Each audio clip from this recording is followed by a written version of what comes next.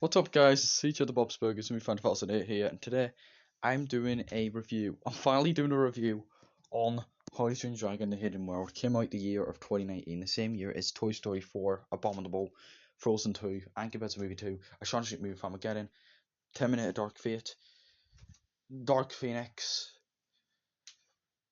Amphibia, etc. So basically, what the plot is, it takes place off second movies left off. Hiccup is still living life. And then he's just living normal lives with his pet dragon Toothless. And then one day, Toothless meets another Night Fury, and he falls in love with her, and he tries to get with her. And then there's this evil villain called Grimmel. He's trying to kill all the dragons. That's basically what the plot is. Now, guys, this is a sequel I didn't expect to happen. That's right, I didn't expect there to be a How to Train Your Dragon 3, because I thought there were only going to be two movies, because after what happened in How to Train Your Dragon 2, I assumed there will only be two movies. But honestly, did great in this. But honestly, when I announced How to Train Your Dragon 3, I was like, wow, I didn't expect them to be How to Train Your Dragon 3, nice. And then when the trailer came out, I was like, wow, I'm looking forward to this. So then the movie came out, I went to go see it, and honestly, I gotta say, I freaking loved this movie. That's right, I actually really loved this movie.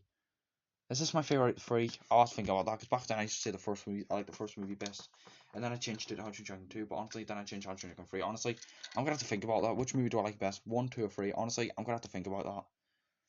I really am gonna have to think about that. If I'm being totally honest with you guys. So yeah, but honestly, they did great in this movie. Um. So yeah, and honestly, there's so many great things. Like the storyline in this movie's great.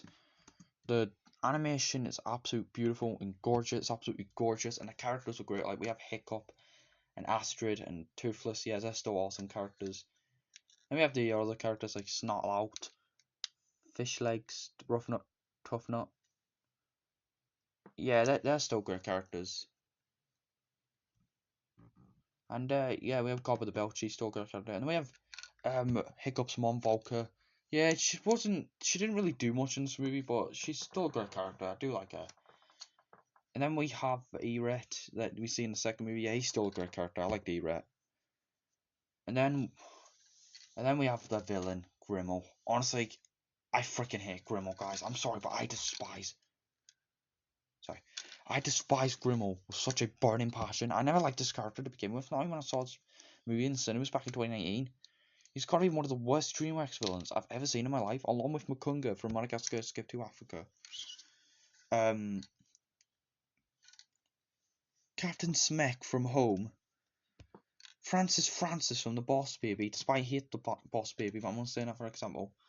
Um, Velvet Vinny from Trolls Band Together. And, yeah, who's that other villain?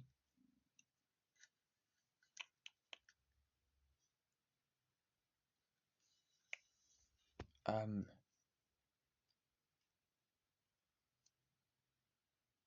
I can't think, sorry guys. Oh, and Creek from Trolls. Yeah, they're all awful villains. And also Ramesses the Third from Prince of Egypt. I said in my Prince of Egypt review that he was a weak villain, but honestly, I can't change my opinion. I now hate Ramesses from Prince of Egypt. He's an awful villain.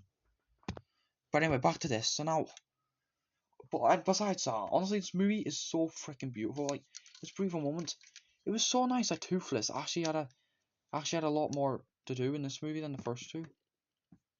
I mean, he did do much. He did do loads in the first two movies. And in this one, he actually had his he was actually the main star of this movie, and it's nice that he actually made a friend in this movie.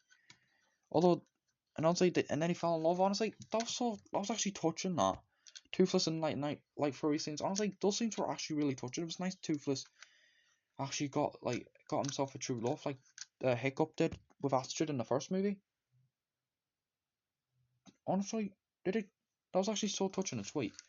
Although it does kind of suck that Stock was barely in this movie. I mean, we all know he got killed off in the second movie, but honestly, he only appeared in the flashback scenes. Gerald Butler, he's still in this movie, but just only did the back backstory scenes. Oh, sorry if you heard that. It was my belly rumbling. What time's it? It's 11:12 in my area, guys. I'm gonna eat lunch soon. when it's like 12 o'clock in my area. So yeah. But honestly,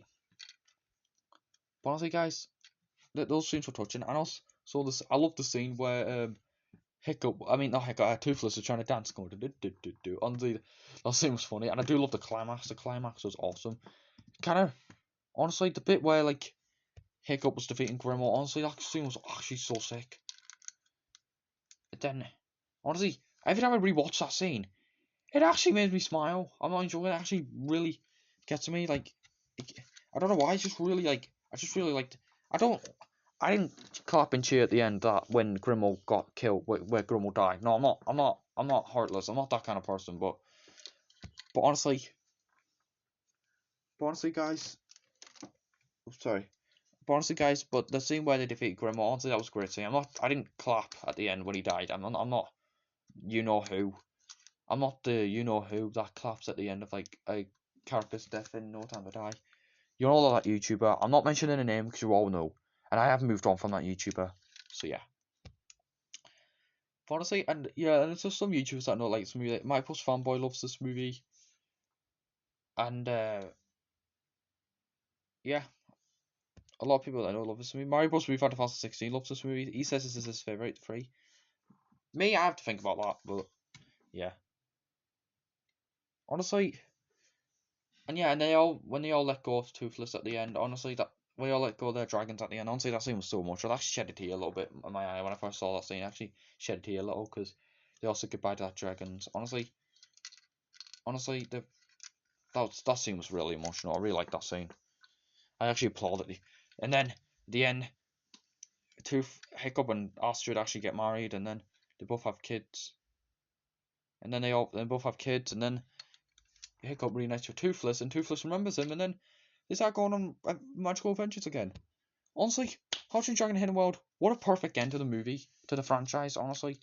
This was such a great ending to the franchise. Like, we didn't, like, seriously, we don't need a How to Dragon 4. If they make a How to Dragon 4, I won't be excited for it because I am done with DreamWorks now after watching Gabby's Dollhouse the movie. But honestly, we don't need How to Dragon 4. I won't be excited because, yeah, as you all know, I am done with DreamWorks because of Gabby's Dollhouse the movie. But this is before I became done with DreamWorks. But honestly, How to Dragon Hidden World, what a perfect end to the franchise, and what a great start to the Universal DreamWorks movies company.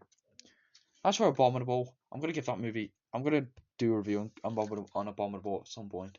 Which I do like Abominable. It's a great movie, but this movie's better. So yeah, overall, guys, I give How to Dragon Hidden World no negatives. I give this movie a 10 out of 10. It's such an amazing, brilliant masterpiece. I love this movie very much. It's one of the best movies of 2019, along with Toy Story 4, Angry Birds movie 2, Frozen 2, and Shang-Chi movie Farmageddon. Are they in my top 5 favorite movies of 2019? I'm gonna have to think about that, but yeah.